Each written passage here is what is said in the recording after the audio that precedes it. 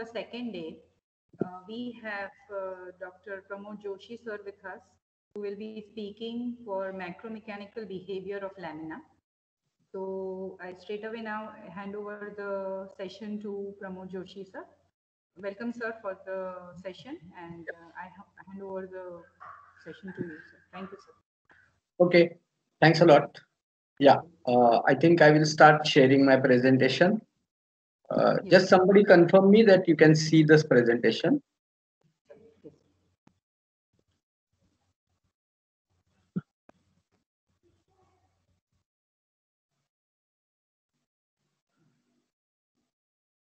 Can you give me the control? I can't share it. I have made you the presentee sir. Please I make have made me you the I have made you the presentee. one sec. Yeah. Okay. So I think you can share.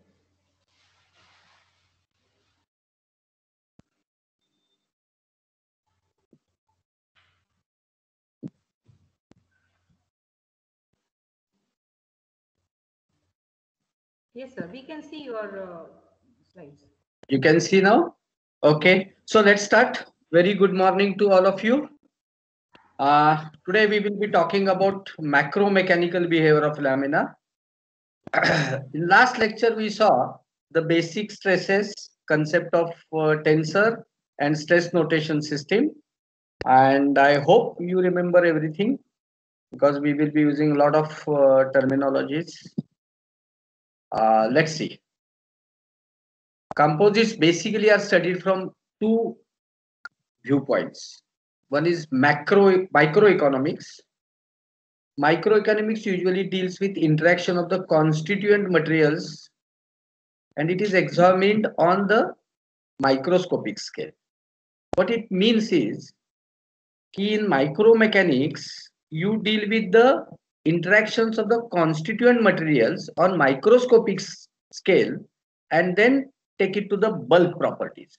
Whereas in macroeconomics, material is presumed to be completely homogeneous and effects of constraints are detected as an averaged out property of the composite. So it is the bulk property of the composite which is usually studied in macroeconomics. Two aspects are different. The way we look at the thing is usually different.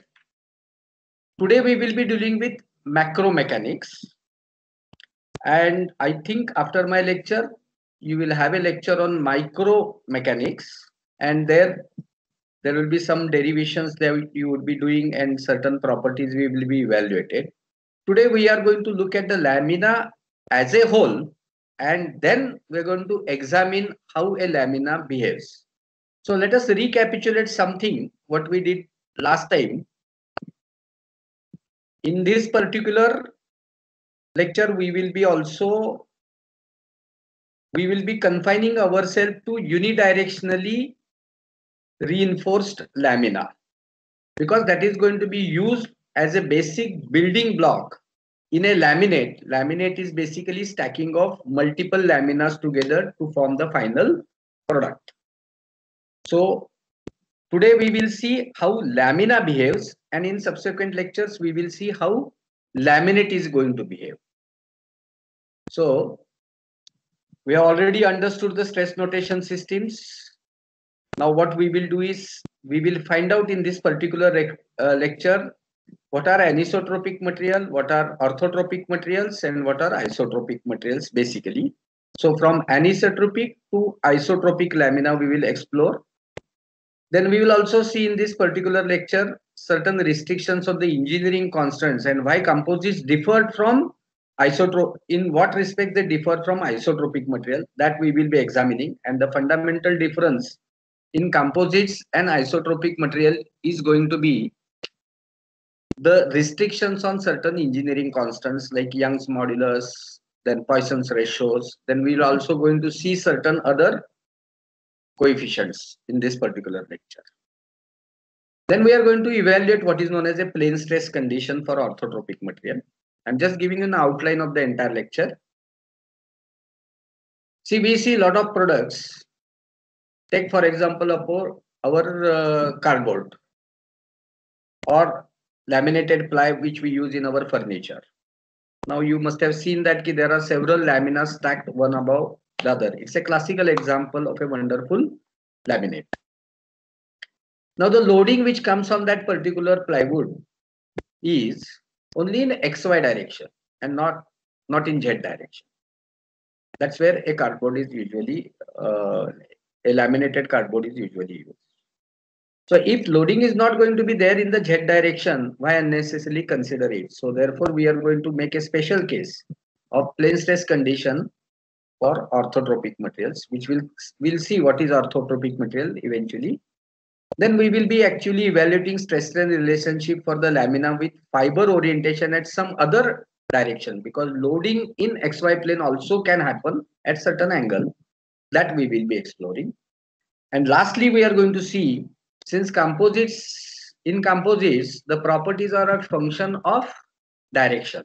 That means the properties like stiffness will vary with the angle of orientation of fiber with the loading direction. Yet we have to characterize, you have to classify, and you have to rate a particular lamina so far its ability to take the load is concerned. To do that, we will have to find out certain things which are angle independent, and those are called invariant properties of the lamina. And so lastly, we are going to see invariant properties of the lamina. All these things, explorations, are essential for product design eventually, because all composites by and large will be built as a laminate structure. And therefore, we will have to find out how lamina behaves independently. Then we are going to explore as to how lamina is going to behave once it becomes a part of the laminate. So that is going to be the flow of our learning. So let's move to stress strain relationship for anisotropic to isotropic lamina. Last time also we saw Hooke's law, we saw stress strain relationship. Now stress strain relationship can be written as sigma ij is equal to C ij KL epsilon ij. Stress is a tensor of the second order, strain is a tensor of the second order, whereas stiffness is nothing but moduli. In our common engineering sense, we use the term moduli. Stiffness is nothing but the moduli. It's a tensor of the fourth order. So the original Hooke's law can be written as sigma ij is equal to C ij KL epsilon ij. The same relation can be written in the contracted notation. In last lecture, we saw contracted notations where stress can be now represented as one subscript. Strain also can be distributed as a one subscript, and whereas stiffness will be represented as with two subscripts. So I will vary from 1 to 9. The same equation in inverted form can be written in a reverse form. Epsilon I is equal to S ij sigma ij. C ij is actually a stiffness. S is what is known as a compliance. How compliant is the material for application of unit stress? That's why the term compliance is used over here. Now both stress and strains are tensors of the second order, whereas modulus is tensor of the fourth order, that we saw in the last lecture. So this is just a recapitulation of what we did in the last lecture. Now, in the last lecture also we saw both stresses and strains tensors are symmetric. So if there are no body couples acting, then you can write sigma ij is equal to sigma ji and epsilon ij is equal to epsilon ji. There are 9 stresses. So if we write it in the matrix format, stress can be represented total as 9 stress. Strain can be represented as 9 stresses. So a matrix connecting both as per the Hooke's law will be 9 by 9 matrix. That means in all there are total 81 moduli or stiffnesses or compliances. Once we write this condition of symmetry, Ij is equal to Ji, the number of rows in the column do reduce to 6. So it becomes 6 by 1 matrix. So far as stress is concerned, and strain also becomes 6 by 1 matrix. So the stiffness matrix which connects both of them becomes 6 by 6 matrix. So the number of stiffness elements reduced to 36. With a simple proof, it is possible to also prove that both stiffness and compliance matrix are also symmetrical, and therefore we can write Cij is equal to Cji and Sij is equal to Sji. This relation also we can write. So within these 36 elements, some of the elements are going to be equal. And therefore, total number of independent elements in stress-strain relationship do reduce to 21 independent constants. So just look at those 21 independent constants. C11, C12, C13, C14, C15, C16. Number of stresses now, instead of writing as 9, because tau 23 is going to be tau 32, tau 31 is going to be equal to tau 13, tau 12 is going to be equal to tau 21. So instead of writing unnecessarily all the time 9 by 1 matrix, it's easier to write only 6 rows, only 6 stresses, and we can reduce. It doesn't mean that those 81 modules do not exist. They all exist. It's only that they are equal. Therefore, we need not unnecessarily solve 9 simultaneous equations, and therefore we avoid writing them. It does not mean that they do not exist. Because some of them are equal because of conditions of symmetry, the independent constants, the constants which we have to determine experimentally. There's also going to be a session on testing in which we are going to learn how to determine experimentally these independent constants, how to characterize them by testing. So you're going to see tensile testing, you're going to see off-axis testing, you're going to see special shear testings for finding out shear modulus. So for an anisotropic material, if you carry out certain testings and if you determine the value of 21 independent moduli, then any material in this world, whether it is a composite or not composite, any anisotropic material in this world can be characterized. This is very essential even in fluid mechanics, even in solid mechanics, because our objective is to determine the state of stress at any point within the body. That's the fundamental basic purpose. If we can find out that, then we can find as to what kind of deformations will take place when the material is loaded. And eventually today in the evening session, we are also going to see failure theories. And there it would be very essential because you will have to know the value of these modules. Now, an anisotropic material has got 21 different independent modules. Now, are there any material? This is very complicated to determine, and the deformation response of an anisotropic material is extraordinarily complicated. Are there any simplifications? Can we do something with the material to create some kind of a symmetry so that we don't have to determine all the time 21 different modules? Can we reduce the number of independent modules? And that usually is possible by giving certain symmetries while building the basic material block. So we are going to see anisotropic material is also called as triclinic material. Suppose within the material, if there is symmetry about one only plane, then such a material is called monoclinic material. Let's say the coordinate axis is 1, 2, 3. So 1, 2 is one plane, 2, 3 is another plane, and 1, 3 is the third mutually orthogonal plane. If 1, 2 is the plane of symmetry, then this stiffness matrix can be rewritten like this. Now, how it is written and how to remember it, I'll give you certain tricks. Let's expand this relationship. Sigma 1 is C11 epsilon 1. So C11 is trying to tell you ki if sigma 1 load is applied, then in the same plane, epsilon 1 will be the deformation. And C11 will tell you the quantum of deformation.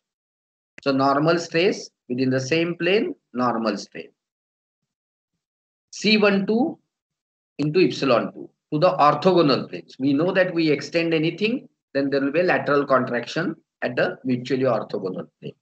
So C12 will tell you how much amount of contraction will take place. C13 is about third orthogonal.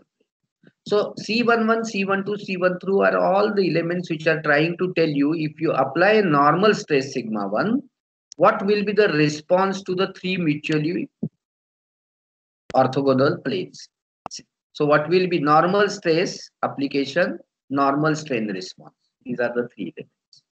Now when you have a plane of symmetry 1, 2, such a material will not have strain response or deformation response on the other two planes. The other two planes are 2, 3 and 1, 3 plane. There will be no shear deformation. Whereas shear deformation will take place in the same plane. You are applying sigma 1, 1 in the same plane, that is 1, 2. So this 1, 6 is trying to tell you the deformation, shear deformation response in 1, 2 plane. In other two planes. So now how to remember it quickly is, if 1, 2 is the plane of the symmetry, just eliminate wherever 3 comes. So 2, 3 and 3, 1 can be eliminated. So similarly, you can write 0, 0 over here. You can write 0, 0 over here. Now let's look at what will happen when shear stress is applied. When shear stress is applied, such a material will not have any normal strain response. If you apply tau to 3 in the same plane, there will be shear deformation. So wherever, if you apply tau to 3, wherever 3 comes, there will be shear deformation. But there will be no shear deformation in the other plane. Same thing, tau 3, 1. Let's say what will happen, because 1, 2 is the plane of the symmetry. So what will happen if you apply tau 1, 2? If tau 1, 2 is applied, then all the normal strain deformations will take place. Whereas wherever 3 comes, shear deformation. That means the other two planes will not get deformed. So there will be no shear deformation in other two planes. Whereas if you apply tau 1, 2 within the same plane, there will be a shear deformation. So it becomes very easy to write this entire stiffness metric. All that you have to remember is, if 1, 2 is the plane of symmetry, make the stiffness elements where 3 appears when normal stress is applied. For the shear deformation, you have to remember there will be no normal strain deformation. And wherever, so here tau 2, 3 is applied. So wherever 3 comes, there will be shear deformation. So C 4, 5 will exist, but 1, 2 will not be there. For tau 1, 2, normal strain deformation will take place, but wherever 3 comes, there will be no shear deformation. So it becomes very, such a material is called monoclinic. It has got one plane of symmetry. Now let's look into still further simplification. One second, I think I have just. So let's look into what is known as orthotropic material. Now instead of one plane of symmetry, now there will be two planes of symmetry, but you try to build a material with two planes of symmetry, then naturally the third plane will be symmetric. Just imagine a cloth with multiple layers where you have fibers in orthogonal direction and try to keep them one above another and try to build a laminate, and then you will find that even in the third direction there is some kind of a symmetry. So if you give plane of symmetry to two planes, then the third plane also automatically becomes symmetric. Now such a material is called as an orthotropic material. So just ignore generally over here because this matrix is meant for specially orthotropic. So let's look how such generally or especially orthotropic material will now behave. let's see what will happen. Now all the three planes have got symmetry. So if you apply normal stresses, sigma 1, sigma 2, sigma 3, normal strains will result. So all the elements, these elements will exist. Whereas if you apply normal stress, there will be no shear deformation. That means there will be a complete absence of coupling between the application of the normal stress and to shear deformation along all the planes. So this is called as a spatially orthotropic material, and this is the stiffness matrix for the spatially orthotropic. You apply normal stress, there will be no shear deformation, there is an absence of coupling. So look at what will happen over here. If you apply shear stress, there will be no normal strain. So there is an again absence of shear stress to normal strain. Absence of coupling between shear stress to normal strain. All these diagonal elements will tell you that if you apply normal strain in the same plane will result, and if you apply shear stress, shear deformation will take place in the same plane. Now this particular material is called spatially orthotropic material. Now, what is a spatially orthotropic material? In spatially orthotropic material, principal material directions are aligned with the coordinate system. Now we'll just have a look into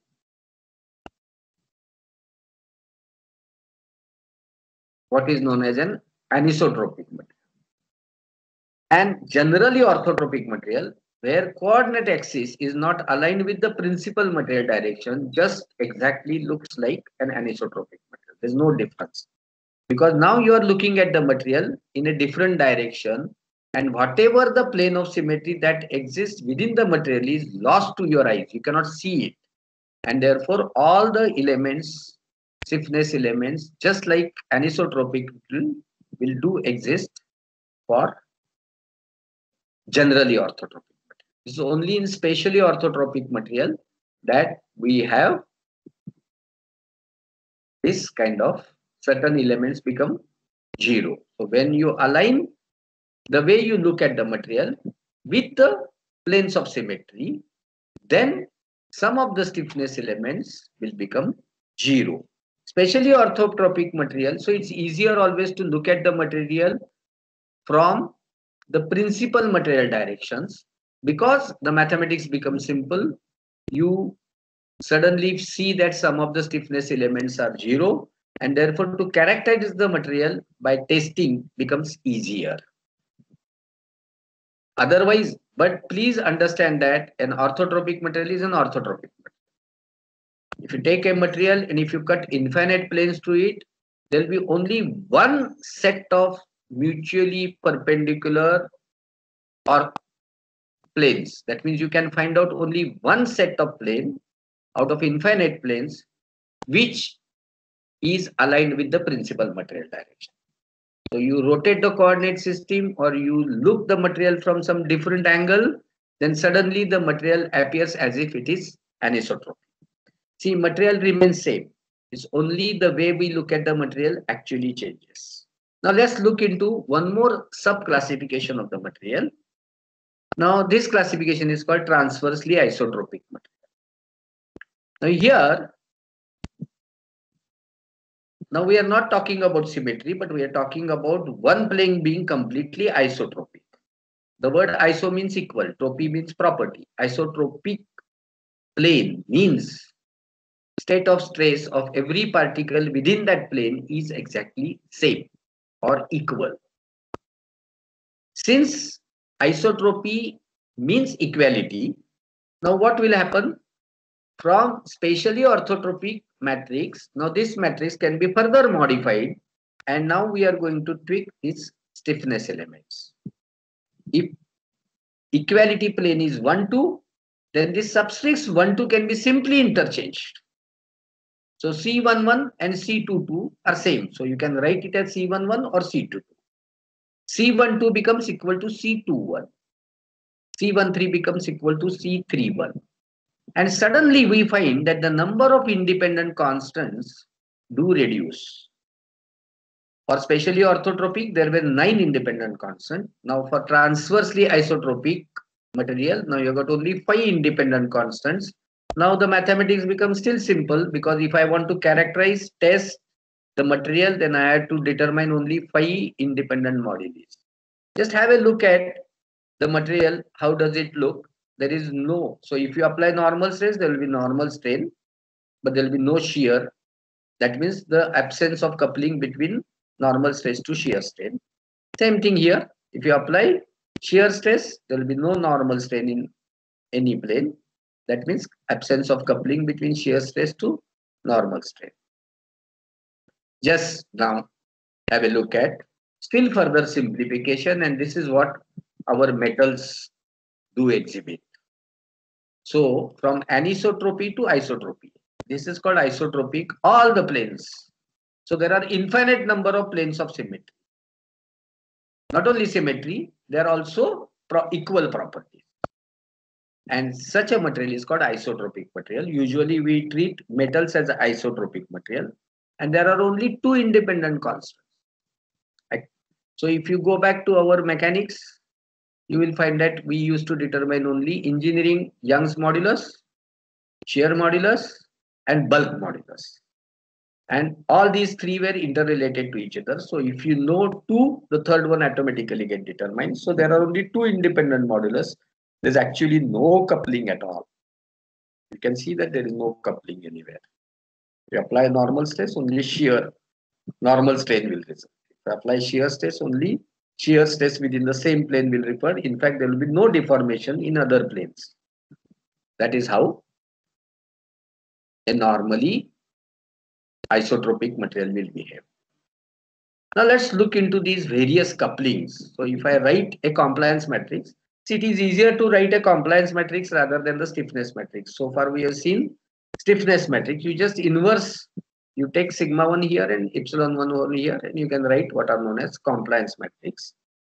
And we are going to now see that it is easier to write a compliance matrix, and we are going to write compliance matrix in terms of engineering constants, so that testing and characterizations become much easier, and we can deal with our normal engineering modules. Now we have seen here S11, S22, S33 represent, you apply normal stress, normal strain within the same plane will represent. So this is called as an extension. This is called, sorry, this is called as an extension coupling.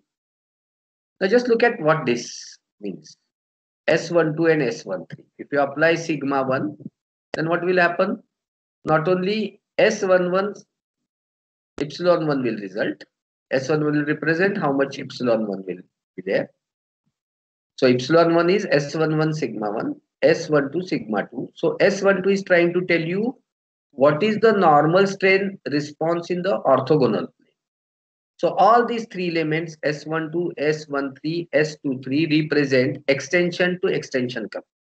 Means if you apply normal stress, normal strains will result in other planes. So S12, S13 and S23 represents the normal strain response in the other 2 mutually perpendicular planes. Now look at this. If you apply sigma 1, what are these? S14, S15, S16, S24, S25, S26. This particular stiffness elements, they do represent shear extension coupling. So what does it mean? If I apply sigma 1, what will be the shear strain in the other plane?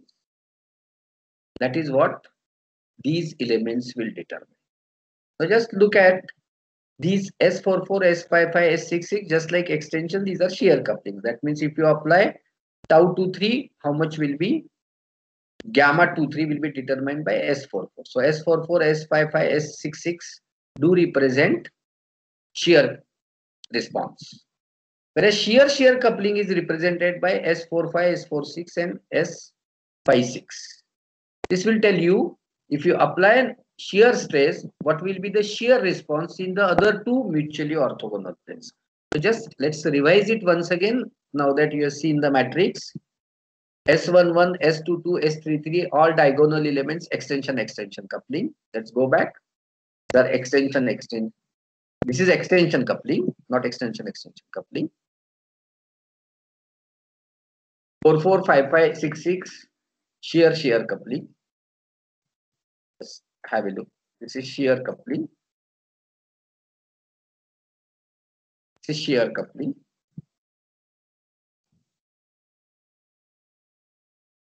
One, two, 1, 3, 2, 3. Dissimilar normal stress and normal strains, commonly known as Poisson's effect. So we'll see what is Poisson's ratio and how many Poisson's ratio do exist for orthotropic material. That also we are going to see. And these elements represent normal stress to normal strain response to applied shear stress, is also known as shear extension coupling. 4, 5, 4, 6, 5, 6 represent shear coupling. So we have seen the basic matrix. Now what will happen to this material? Just have a look at this. If you apply shear, then this is the shear stress. If you apply the normal stress, this is the deformation response. For especially orthotropic, you pull the material, this is the response. And for an anisotropic, this is the response. This is a famous figure which we usually try is given to tell you the deformation response for isotropic, especially orthotropic and anisotropic material. Let's revise once again and then we'll move forward. We can write stiffness matrices for anisotropic material to isotropic material. You'll have to remember the trick that I told you. For anisotropic, there's no issue. For monoclinic, that is one plane of symmetry, and if plane of symmetry is 1, 2, you have to remember that you will have to make stiffness elements related to the other two. Wherever 3 appears, you will have to make it them 0. There are 13 independent constants. Then this is specially orthotropic. This is specially orthotropic. Just forget this word generally here. I have wrongly written it. This is specially orthotropic material. Now here only normal stress to normal strain and shear stress to normal shear strain. That response is there. Rest all elements become 0. Generally orthotropic material and anisotropic material will look same. Now we can have a special subclass where material is transversely isotropic. 1 second, just get out. Transversely isotropic, number of independent constants become less, they become only 5. One plane is not only symmetric but is also isotropic. Properties are equal. If 1, 2 is the plane, then you can interchange the subscripts. Just move. Let's first go to the next topic. So the first topic is basically from the characterization point of view. Please remember that most materials are anisotropic. If we want to build directional properties, then we have to build a symmetry within the material. So from anisotropic, you can make it monoclinic, then you can make it orthotropic. Within orthotropic, there are 2 types of materials, especially orthotropic, where principal material directions are aligned with the coordinate system, and generally orthotropic is basically when it is not aligned. That means you are looking at the material from different angle. Please remember that orthotropic material is orthotropic. It has 2 planes of symmetry. So the third one is atomatic. The way you only look at the material changes.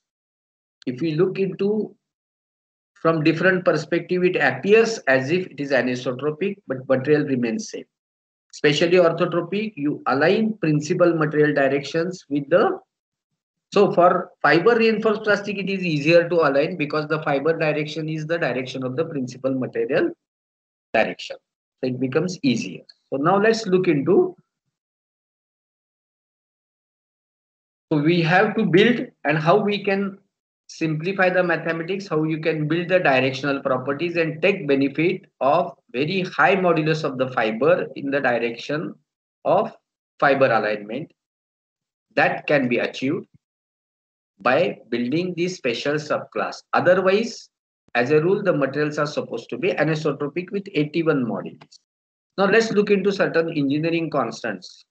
All this is very essential because this is how lamina is built. Then we'll have to also find out how lamina fails.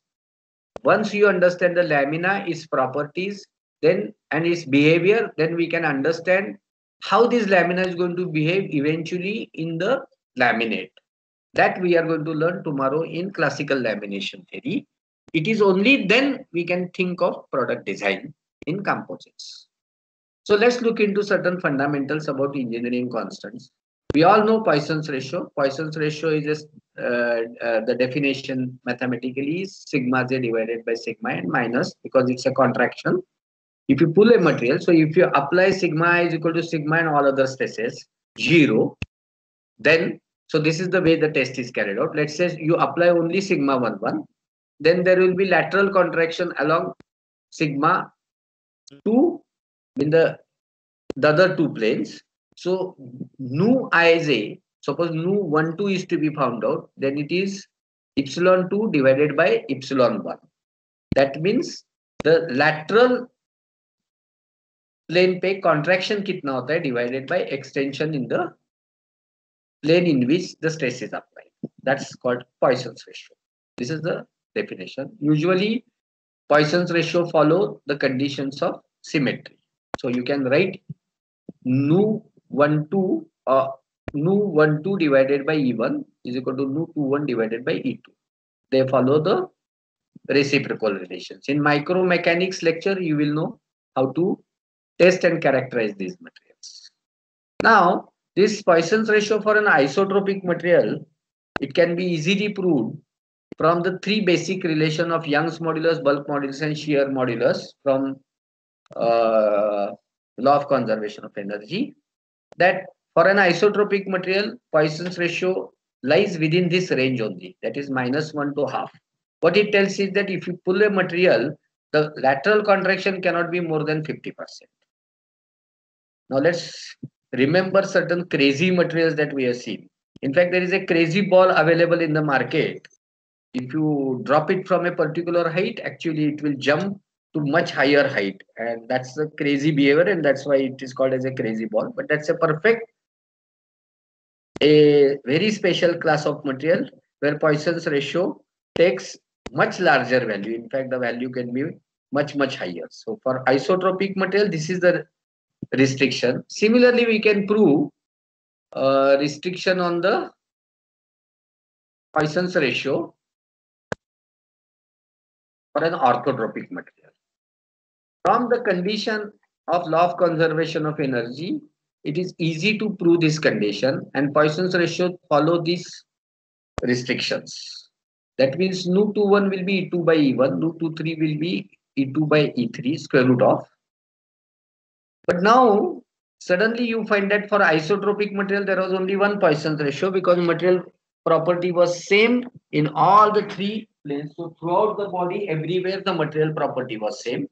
Whereas in an orthotropic material, now instead of one Poisson's ratio, we have 6 Poisson's ratios, and that's a complication. And this Poisson's ratio can take values beyond the range within which the Poisson's ratio of isotropic material lies. For isotropic material, it is between -1 to 1.5. Whereas it is you can always build a material with even much higher Poisson's ratio in one direction. So these conditions of symmetry for orthotropic material can be proven as this product of this Poisson's ratio, this ratio. What it means actually is that individual Poisson's ratio can be even higher than, it can be higher. In fact, the values as high as 2 are also possible. Individual. The product has to be less, has to lie within this range. And all of them actually follow these conditions. So there are 6 Poisson's ratio for an orthotropic material. Now let's look into certain other coefficients which we did not find for the isotropic material when we dealt with our normal mechanics. But in composites mechanics, now you will have to actually deal with certain other influences also. And that is These are coefficients of mutual of the first and the second kind. Now, the coefficient of mutual influence of the first kind is defined as stretching in I direction caused by the shear stress in IJ plane. The definition is eta I comma IJ equal to epsilon r divided by gamma I. For tau ij is equal to tau and all other stress and shear. So if you apply tau ij within the same plane, whatever deformation that takes place is gamma ij, and in I plane, what is the normal strain? So this is actually a ratio of normal strain to shear strain. This is called as the coefficient of mutual influence of the first kind. Please remember that for anisotropic material, if you apply load in one direction, all sorts of deformation take place in all planes.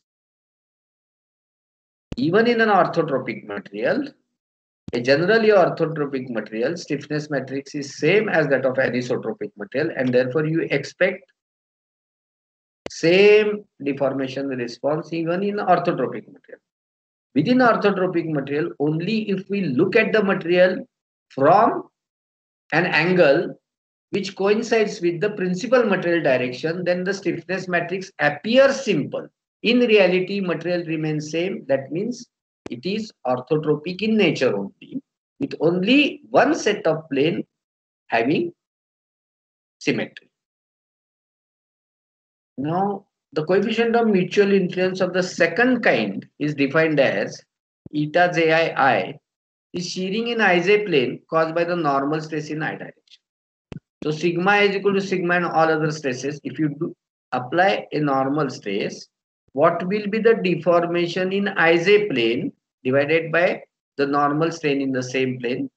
That is called as the coefficient of mutual influence of the second kind.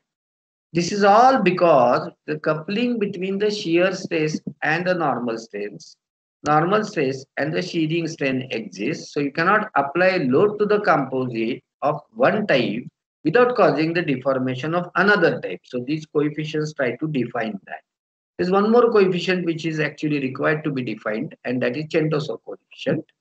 This Chertoff coefficient is characterizing shearing strain in one plane due to shearing stress in another plane.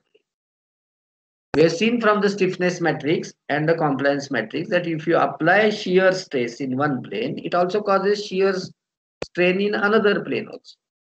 Not only it causes shear strain in the same plane, but the other planes also get deformed.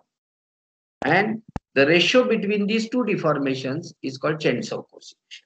Even that also has to be, they also follow some reciprocal relationship just like Poisson's ratio. So Poisson's ratio may, the reciprocation relationship was what with engineering constants of Young's modulus. That means it was reciprocal relationship was with engineering constant E. Here it will be with the shear modulus. But otherwise, just like Poisson's ratio, this also follows the reciprocal relationship. So what we have seen so far is the engineering constants in an orthotropic material have to be characterized because there are many more. Like for example, for an isotropic material, there is only one Poisson's ratio, whereas orthotropic material, there will be at least 6 Poisson's ratio need to be defined. Over and above that, we need to define also Chertoff coefficient and coefficient of mutual influence of the first and the second kind, because the coupling does exist between normal stress and shear strain within the same plane also, and different planes also. Shear stress, if you apply shear stress in one plane, it will result into deformation into the same plane, as well as the other planes also will be shear deformed. So these coefficients have to be also characterized in the testing. Only when we characterize all these constants, then only we can think of deformation response of the material when some kind of load is applied. Now let's look into the plane stress condition. Now this plane stress condition is so much essential because in real life, many applications involve application of loading in one plane, and the loading in the third orthogonal plane usually is not done. And typical example is basically our laminated board. where you don't apply load in the third direction. So plane stress condition refers to a very practical way of loading lamina only in fiber direction or orthogonal to it. In short, lamina will be subjected to only in plane stresses, because carrying in plane stresses is actually its fundamental capability. We know that the fibers in the direction of length do only have very high modulus. Fiber is considered isotropic in nature, but when you draw a material in the form of a fiber, in the direction of the fiber, it has got very high modulus, and that is its fundamental capability. So if you want to take benefit of that fundamental capability of the fiber, then it makes a logical sense that you should apply load only in the direction of the fiber and orthogonal. That means only in that plane. Whereas the third or z-axis loading should not be done, because it carries no meaning. Because you will not get any benefit of the higher modulus. And so this is the practical examples are basically car body panels, aircraft wings, any laminated sheet. Those are the typical examples. So mathematically definition is basically sigma 3, tau 2, 3, tau 3, 1 we are not going to apply at all. So we will apply only sigma 1, sigma 2 and tau 1. This is called as the plane stress condition of the orthotropic. If we do this, then only we can take the strength benefit and the very purpose for which these fiber reinforced laminas are built. This is the purpose. So usually lamina will be loaded only in plane stress condition. But unfortunately, what happens? We have seen the stiffness matrix and the compliance matrix. Unfortunately, there will be a deformation along z-axis also. So normal strain epsilon 3 in the third direction do exist, and mathematically it can be given by S13 sigma 1 plus S23 sigma 2. Whereas there will be no deformation in 2,3 and 1,3. So shear deformation gamma 2,3, gamma 3,1 are going to be 0, but epsilon 3 exists. But this poses a problem for plane stress condition material while writing the matrix. And that is our, I'll just show you plane stress condition. While writing the matrix now becomes slightly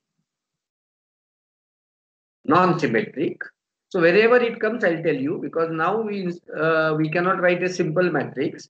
If you want to write that simple matrix, 3 by 3 matrix, you will have to ignore this epsilon 3, and it also makes a logical sense because this epsilon 3 value is going to be very less and lamina thickness is extremely small. So you can afford to ignore any deformation or strain variation through the thickness direction, and therefore epsilon 3 usually will be ignored, but epsilon 3 does exist. So you just have a look at this, just different ways in which laminas are usually loaded. This is the fiber direction, so you can give longitudinal tension or compression. This is transversal direction, you can pull or compress. This is the transverse tension. These are, you can apply a shear load, in plane shear load. Out of plane shear load can be also loaded like this. So this is the way only a lamina is usually loaded. Otherwise lamina is not loaded in any other direction. Now let's look into certain conventions also. Henceforth we are now going to do with two coordinate system, because we are going to deal with orthotropic lamina. Within orthotropic lamina, we are going to also align coordinate axis with principal material direction. That means the direction of the fiber.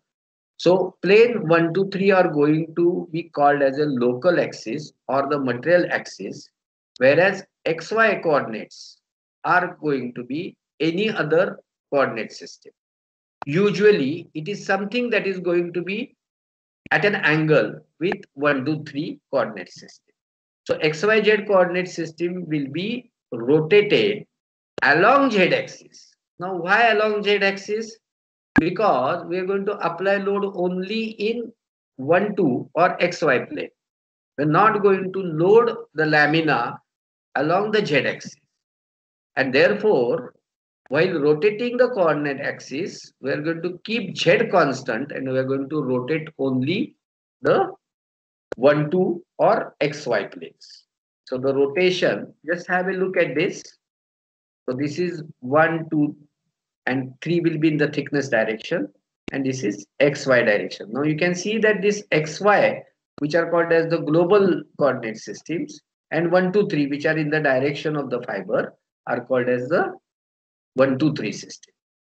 So 1, 2, 3 represent local coordinate system. X, Y, Z represent the global coordinate system. X, Y, Z is as an angle theta to the principal material direction.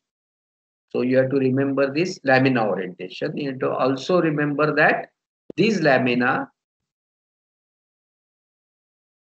Z axis के साथ rotate किया हुआ है. This has been rotated along the Z axis. So once again we'll represent this difference between spatially orthotropic and generally orthotropic, because it might complicate our minds little bit later. Let's see into it. Stiffness and compliance matters can be determined only when composite is completely characterized in tension, compression, and shear. Anisotropic has 21, spatially orthotropic 9, transversely isotropic 5, and isotropic 2 independent constants. For compliance and stiffness matrix have only these elements. Please remember that it does not mean that the other elements do not exist.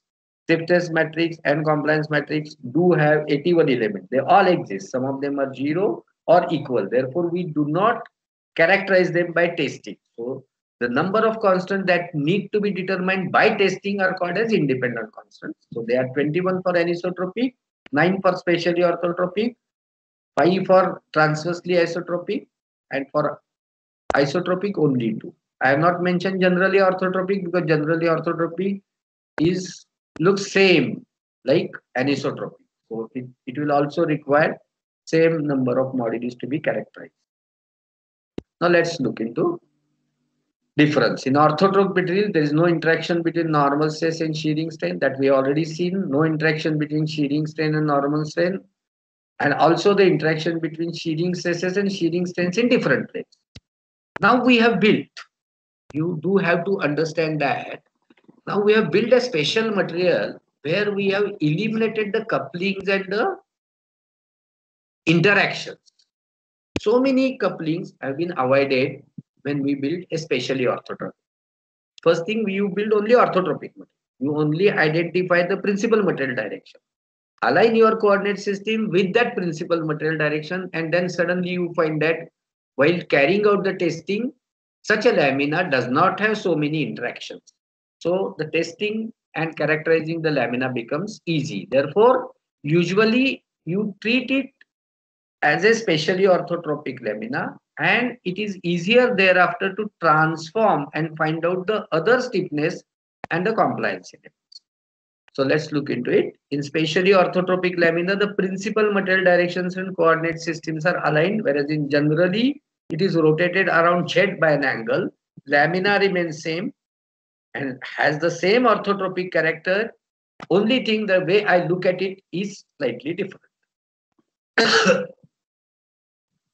It is easy to characterize, and suddenly we'll find that we will be required to determine only E11, E22, G12, and U12, and the rest of the elements. I'll just show you that compliance matrix in terms of engineering constants. We'll just have a look at that. Once we have a look at it, we will understand what I mean. So this is actually a compliance matrix for spatially orthotropic material, complete compliance matrix in terms of engineering constants. So what you see is, now we are not going to load in Z axis, so E3 we are not going to require. So only the engineering elements that we require is E1, E2, Nu12, because 1,3 will also not be required, and G1. Even this G31 is not going to be required for plane stress condition. This is a lamina for non-plane conditions. A complete stiffness matrix in terms of engineering constant is written here. But now the beauty is that we will be only determining the E11, E22, G12, and Nu12, and that's the beauty of a spatially orthotropic material. It's easy to characterize. Okay, so now let's look into the transformation matrix. We're going to eliminate the complex mathematics and the derivation which goes behind in deriving this transformation metric. What we have seen in our last lecture is basic tensor stress notation system, but mathematically you can find out this transformation metric if you rotate the z-axis along z-axis. So xy planes are going to be rotated along the z-axis, or 1, 2, 3 way you are going to hold third axis and rotate along 1, 2 plane. Then the transformation matrix to transform the stresses and the strains, this is called as a transformation matrix, can be written like this. Okay, the transformation matrix for rotation at along z-axis is written here completely. Now for plane stress condition, even I don't have to remember so big 6 by 6 matrix. So this is the stress after rotation. This is where it has been rotated. And the angle between this dash and 1, dash and the normal coordinate system is 1, 2, 3, and 1 dash, 2 dash and 3 dash coordinate system is theta. So just for plane stress condition, this matrix becomes very simple, because now we're going to eliminate wherever 3 exists. So 2, 3, 1, 3 planes are going to be ignored. Then the transformation matrix becomes simple. This we have to remember forever. Now we are going to eliminate, because it's not possible to cover in this one lecture. So derivations have been eliminated, but without deriving, now we can say that we have to remember certain transformation equations. Now here Q bar is what is known as transformed reduced stiffness matrix. Now what is it?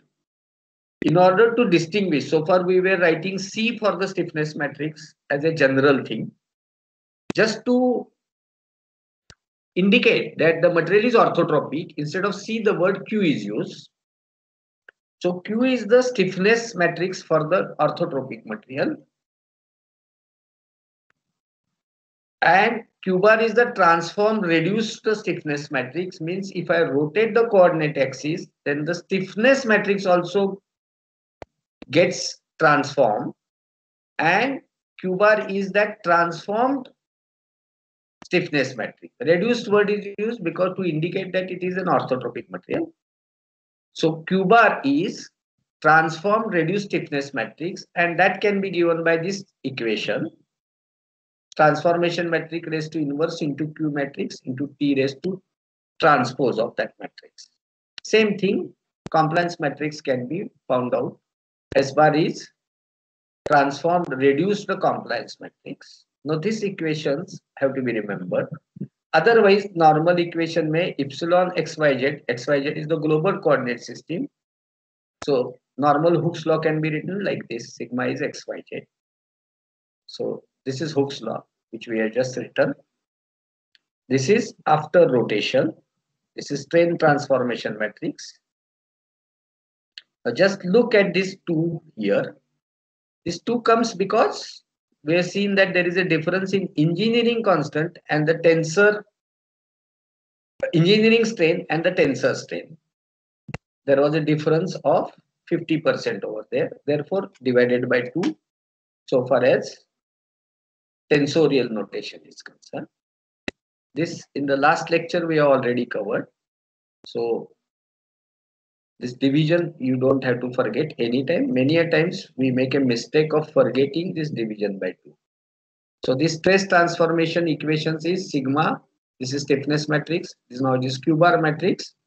Because this is XYZ coordinates, that means global coordinate system where the lamina has been rotated by an angle theta.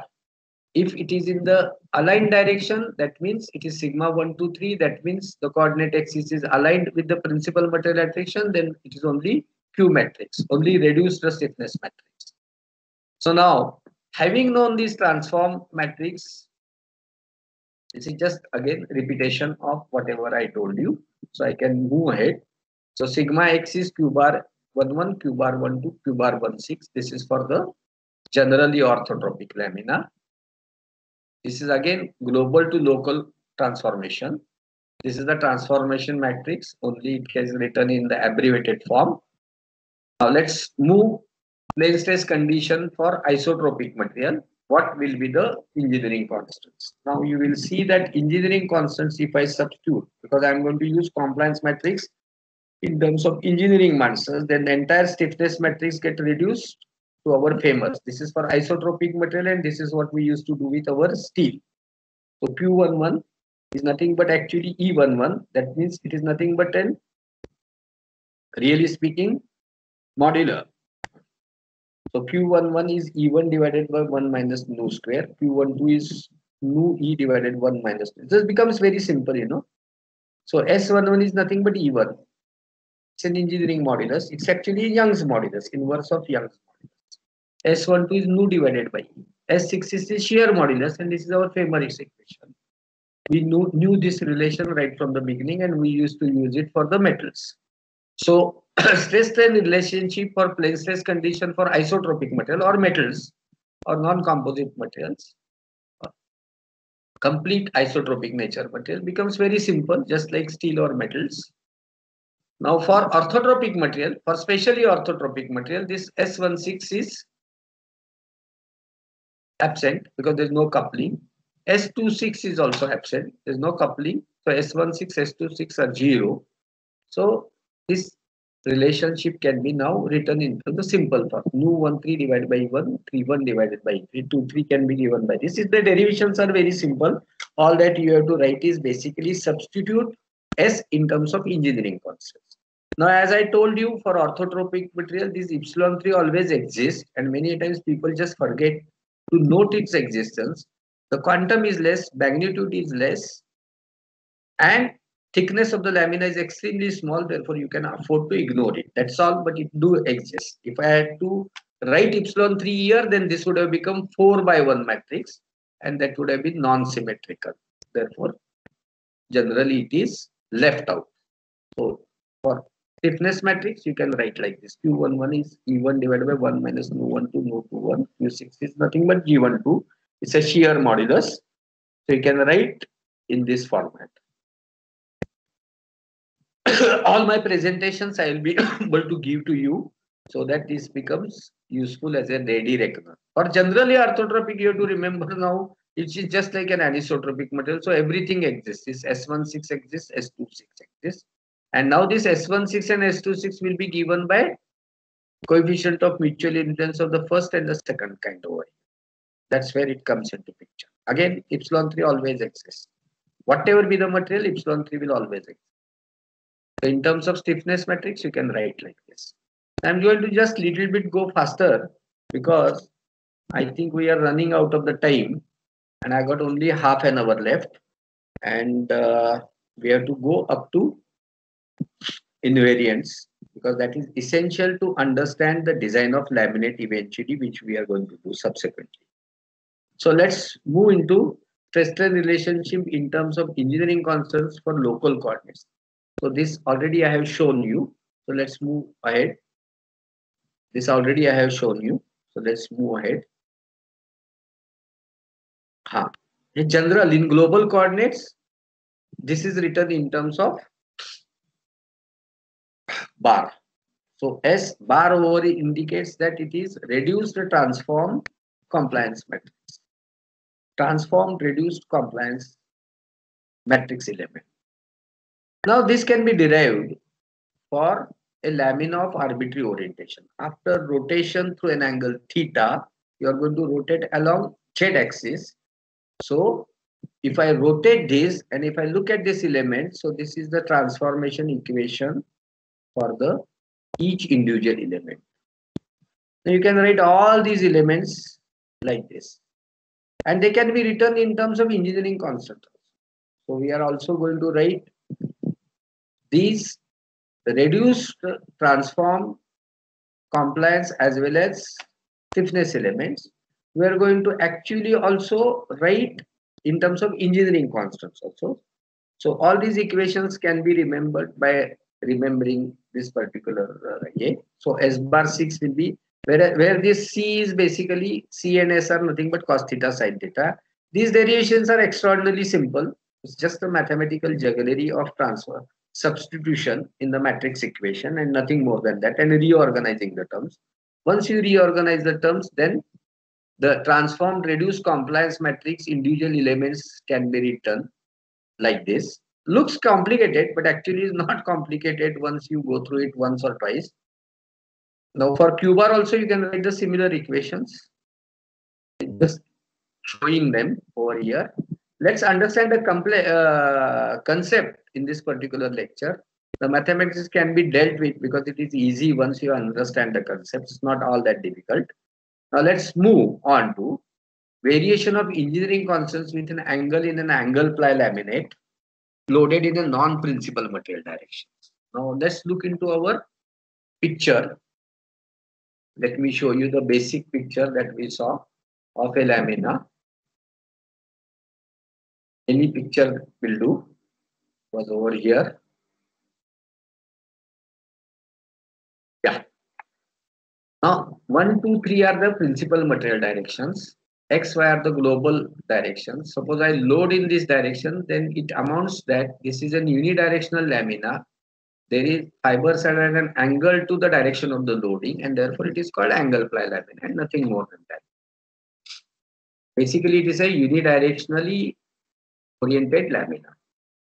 Now I'm going to do the loading in non-principal material direction or in global direction. When I do that, and if I write the stiffness and the compliance matrix, and if I write the basic Hooke's law, then what do I get? This is called off-axis loading. Then I can write the transform engineering constants. All engineering constants, that means Young's modulus, Poisson's ratio, shear modulus, and coefficient of mutual influence of the first kind and the second kind. They can be written in this form. Now we observe that this engineering constant, Young's modulus for a lamina, will vary as we change the direction. Change the direction means the way I look at the lamina. If I change it, so if I rotate the coordinate axis, the way I look at it and rotation of coordinate axis are the same things. I'm only saying one thing in another fashion, and that's all about it. So this is the variation of engineering constant, Young's modulus, as per the theta. As theta changes, Young's modulus will change. Similarly, Poisson's ratio will change. Similarly, shear modulus will change, and even these coupling coefficients also do change. This is extension coupling. This is shear extension coupling. Both will change. We'll see suggest in general for an orthotropic or an anisotropic lamina, direction of the shear plays.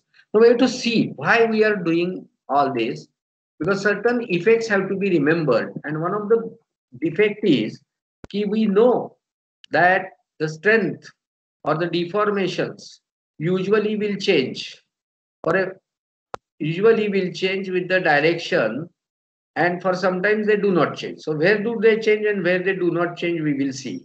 It's only when shear direction is changed, then the effect of positive shear or the negative shear on any unidirectional lamina is completely different, and that can be understood by applying these equations. So just have a look at this. This figure A actually shows positive shear. Positive shear means we have already seen the stress notation system. One more thing is this will try to rotate it in an anti-clockwise direction. So this is the so please also remember, whenever look at the figure, just look at these two things. And if it is trying to rotate in the anti-clockwise direction, then it is positive. Otherwise, it is negative. So here it is negative. It is clockwise rotation. That is. Now this is a unidirectional lamina, angle ply lamina. The angle between this is the pure shear that is being applied on the lamina in XY plane. This is an XY plane. So what happens actually, the net result is you see that the tensile stress comes in the direction of the lamina, in the direction of the fiber, whereas compressive stress is coming perpendicular to the fiber. Fibers, we know that in the direction of the fiber orientation are extremely got high modulus. So this will have a better capability to take the load. If I apply pure shear like this, and this is a positive shear, But if I apply the negative shear on the same lamina with the same orientation, what would happen? In the direction of the fiber, the stress becomes compressive. Whereas in the direction orthogonal to B, it becomes tensile. Fibers, are very strong in tensile direction. Obviously, positive shear is a favorable condition. Negative shear application to such kind of an unidirectional lamina is a non-favorable situation. Why we are specifically mentioning that while loading and finding the failure, it is very important that only the direction of the shear has to be carefully noted. And that effect we are trying to show. Now let's look at engineering constants and how do they vary with angle. So we have written those equations. Those equations now can be plotted on a graph. Only thing now, this graph is actually normalized. Normalized means Ex has been divided by E2 and Gxy has been divided by G12. X is any direction and 2 is in local coordinate direction, means this is in E2 direction. We could have done it along E1 also, but E1 value is usually large. So we have normalized with E2. So what happens is, this is the Ex divided by E2 graph is this. So what actually, extensional modulus is greater at intermediate angles than its value at 90 degrees. Barabar? So just have a look. Ex value is Ex by E2. It's actually high over here. So the variation is taking place. Whereas shear modulus, you can see that the maximum value is appearing somewhere along 45 degrees. But in composites, nothing can be taken granted. Just read this last sentence. Largest and the smallest material properties do not necessarily occur at the principal material directions. They may occur somewhere at the intermediate direction. So this has to be carefully noted. And in composites, nothing can be taken for granted. Even though, because these are basically glass epoxy, glass boron composite. But if you build with some other fiber, some other matrix, perhaps this graph is going to be completely changed. One rule that has to be always remembered: don't take anything for granted in composites. We can tailor the material and make the material the way we want. Only thing, we have to characterize the material properly. This is just an explanation of what I told you about the graph. Now, shear response of an unidirectional lamina. Here, this one more thing that has to be remembered. Now, if you apply shear response, so what this graph is trying to tell you, this is actually shear. You have to look here. This is a positive shear. Okay. Now the lamina is now oriented here. In the second figure, the lamina is oriented at 45 degrees, somewhere around 45 degrees. Doesn't matter at what angle it is oriented.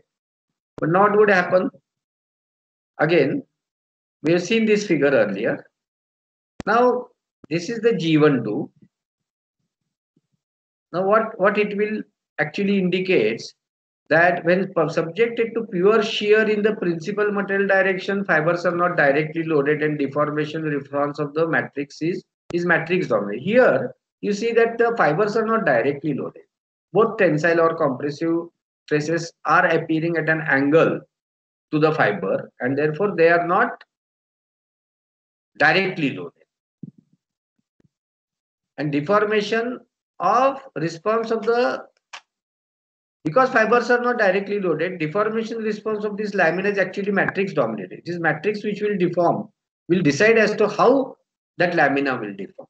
Whereas when subjected to shear in non-principal direction, now you applied shear load into non-principal direction, and what will happen? It is fiber dominated. Why this is important? Because all these things are important in making the right choice between which type of fiber and which type of matrix that you are going to choose. Please understand that, and there is going to be a lecture about mechanics, micromechanics after this. And in micromechanics lecture, you will understand in a better fashion that the stress mechanism of stress transfer between fiber and the matrix is basically shear dominated.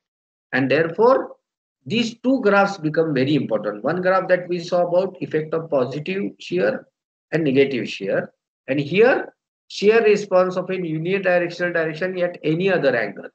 These two phenomena have to be properly noted and properly remembered. Now we are going to see the last concept and then we are going to stop. All that I have said today is going to be very important because eventually we are going to actually use it in design of a laminate and understanding the failure of the laminate. So product design ke liye, all these things are going to be absolutely important. We'll just see one little concept. Kai and Pagano actually use certain trigonometric juggleries and they arrived at a wonderful concept which eventually we are going to extensively use in failure and for analyzing failure of the laminate as a whole. They evolved a concept. They said that this everything is dependent on an angle. As the angle changes, everything changes, and even stiffness transformation are pretty complicated. It's not easy to understand. And finally, we have to still compare one lamina with another lamina. So comparison becomes vitiated if everything is going to change with angle. So can I have something which doesn't change with the angle? And they try to find out certain things. All that they did was they did mathematical jugglery, trigonometric jugglery, algebraic rearrangement of the equations here and there, and they arrived at certain new terminologies which they call invariants. They found out typically 7 invariants by making rearrangement of the equation. For example, they wrote this q bar 1 in this format. They reduced it. This is just a mathematical jugglery. u1 plus u2 cos 2 theta plus u4 cos theta. Suddenly this we can understand this q bar as to how this behaves. Now this q bar is equal to u1, something which is not associated with any angle and therefore appears as a constant. Whereas u2 is associated with cos 2 theta and u4 cos theta. So this is something as q bar. This is q bar 1 1. They broke down normal. I will just see this relationship first. Q bar 1 1. We'll see this relationship and this will understand. All these reduced transfer stiffness matrices they wrote in the form of these invariants. They use 7 invariants out of this 5 are written over here. So just have a look at this. This is the way they broke down. And this is just a trigonometric jugglery. But then let's see what actually it means. Now if I look at this figure, this Q bar in 1 can be decomposed into these 3 elements. One is simple u1, which is constant, which is angle independent. Even if I rotate the lamina, u1 is not going to change. Whereas u2 and this u3 are low frequency variations. You can just have a look. They are low frequency variations. They do change with the angle, but they are low frequency. Therefore, within q bar, it is u1 which dominates the variation of q bar with angle. And that's the beauty. So u1 in a way actually is trying to indicate or influence what is q bar 1 1 properly. Obviously q bar 1 1 changes with angle. It doesn't mean that it doesn't change. But if I decompose this q bar into like this, then we do understand that in q bar there is one component which doesn't change with the angle, and that value of that component is very, very large compared to u2 cos theta and compared to u4 cos theta. So this u1 is a q bar 1 1 is actually trying to indicate the stiffness of the material. It's a tensile stiffness, That means it is trying to tell you what are its extensional properties, say extensional stiffness, and it is dominated by u1. So u1 in a way trying to tell you how strong that lamina is for extension, and that's the beauty of this q11. Similarly, there is one more invariant. We'll just have a look at this equation first, and then we'll understand. We just saw actually there's also one more q bar 6 6. Now q bar 6 6 is something akin and closer to shear rigidity. So this is trying to tell you the shear stiffness. So again, if it is decomposed like this, u5 minus u3 cos 4 theta, suddenly you will find that this u3 cos 4 theta is a low frequency variation, whereas u5 is larger value. So U5 becomes an effective measure of shear rigidity, whereas here U1 becomes effective measure of extensional rigidity. Now you, out of these 7 U1, U2, U3, U4 up to U7 tak, for anisotropic material, they defined up to U7. U6 and U7 are for anisotropic material or generally orthotropic material, and these are for specially orthotropic material, U1 to U5. Now, out of this U1 to U5 for a specially orthotropic material, suddenly we find that key U1 is a effective measure of extensional ability of that particular lamina, whereas U5 is an indicator of shear ability of that material, shear stiffness ability of that material. We'll just again revise once because this concept is going to be very important while designing and making the failure analysis of the laminate as a whole. All variants are independent of the angle of rotation about z-axis. U1 is constant. Other are low frequency variation with theta. Q bar 11 is dominated by U1. Q bar 66 is dominated. I think that slide it has slightly. Okay. Now we are going to see there is also one more trigonometric modification, and that is represented for orthotropic material as L1 and L2, whereas L1 can be given as 2 times U1 plus U4, whereas L2 is given by U5 minus U4. Let's understand the concepts rather than that jugglery of mathematics. So in general, for any material, anisotropic material, you can write this reduced transfer stiffness matrices. Q bar Ij are for anisotropic materials, and Qij, if you want to write it, then it is for orthotropic material, and they are just obtained Q by Ij by just deleting U6 and U7. So a generalized table can be remembered once for all in cos theta, sin theta, cos 4 theta, sin 4 theta. If you remember this table, then you can find out invariant properties of the lamina basically, and that is going to be eventually used in the design. So what is the real use of these invariants in the design of laminates? A laminate has many laminas, and the stacking of these laminas within the laminate could be of any orientation, so it could be different orientations. The whole objective is to optimize and obtain the desired strength in a given direction. Since different elastic properties need to be optimized, it is most important to know the averaged out property, which are largely independent of angle of orientation.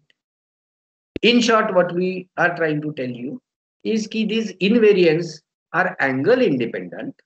Out of that, we saw only 2, U1 and U5, which are far more significant. So let's read what is written on the slide. During the design, several stacking sequences could be the candidate for selection as the final design, satisfying the minimum requirement of strength in a given direction considering the loading. What does this sentence mean? For certain requirement of a loading, if I sit and try to design a lamina, I may end up with several options. How do I choose between one lamina to another lamina as to which is the best? So if I want to compare 2 laminas, my problem is all properties of the lamina are angle dependent and there are infinite angles. So how do I compare one lamina with another lamina? Which lamina is better? Even though all laminas may satisfy the bare minimum requirement, yet I must optimize and I must find out one which gives me the lowest cost. So if I want and yet satisfies my requirement. So how do I choose? So this concept of invariance comes into picture because now I know that there are at least 2 candidates, 2 criteria. One is basically the averaged out extensional stiffness capability. Second is averaged out shear capability of the lamina.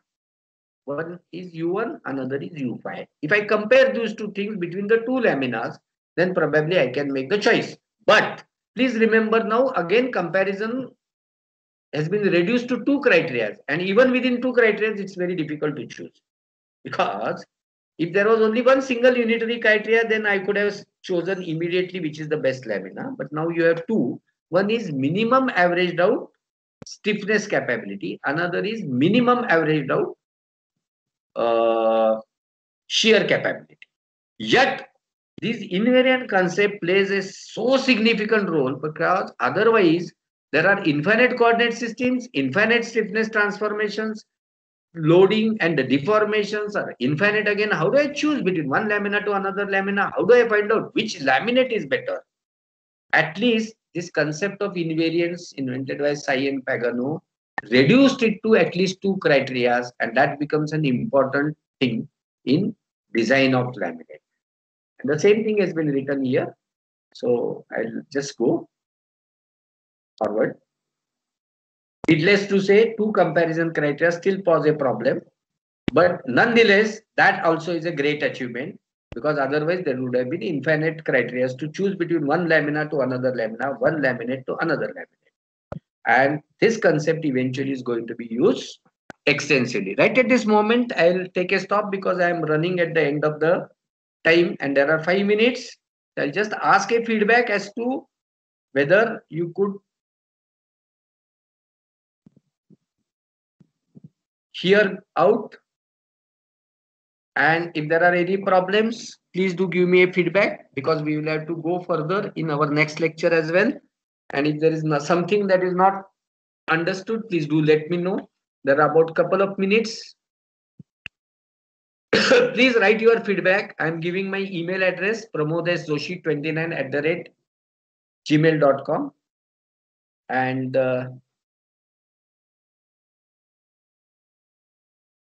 if there is no comment at this moment, please do write to me on my email about the feedback, and I will come to know about it.